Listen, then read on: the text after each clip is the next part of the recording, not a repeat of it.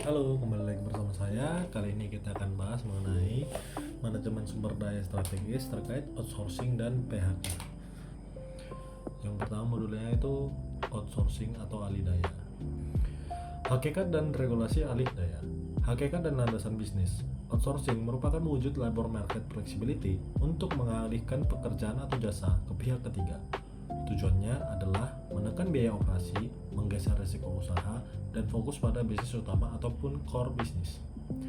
Payung hukum di Indonesia itu digunakan Undang-Undang Ketenagakerjaan Nomor 13 Tahun 2003, tepatnya di pasal 64 sampai 67, dan diperbaharui melalui PP Nomor 35 Tahun 2001. Alih daya diatur melalui perjanjian pemborongan pekerjaan dan penyediaan jasa pekerja atau buruh.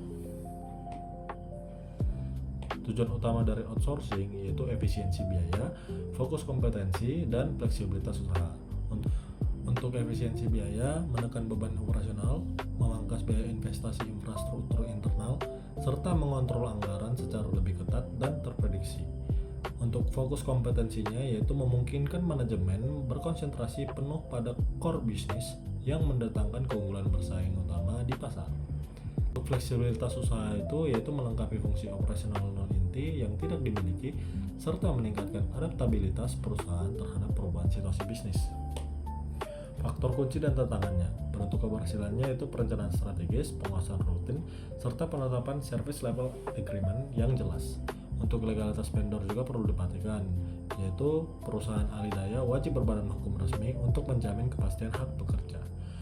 Dan untuk tantangannya ada dua sisi, yaitu risiko pemotongan gaji ilegal oleh penyedia jasa dan potensi defisit keterampilan. Keterampilan itu bisa berupa knowledge, skill, ataupun attitude atau sikap. Untuk dampak sosialnya yaitu pelanggaran ketentuan alih daya atau outsourcing berisiko memicu demonstrasi buruh dan menurunkan daya tarik investasi.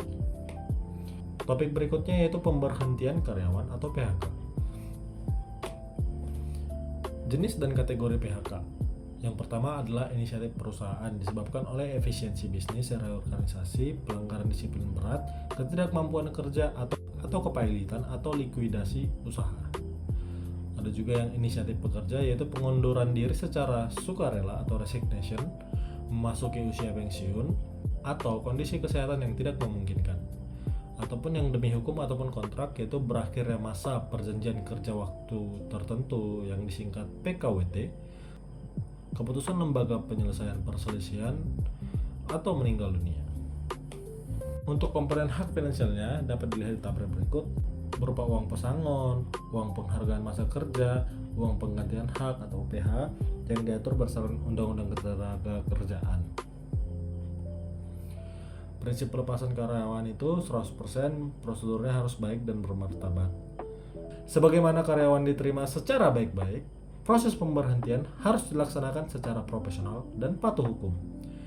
Risikonya adalah PHK yang tidak tepat merugikan perusahaan karena kehilangan investasi rekrutmen ataupun pelatihan, merusak reputasi employer branding, dan mengganggu aspek kejiwaan serta ekonomis pekerja lainnya.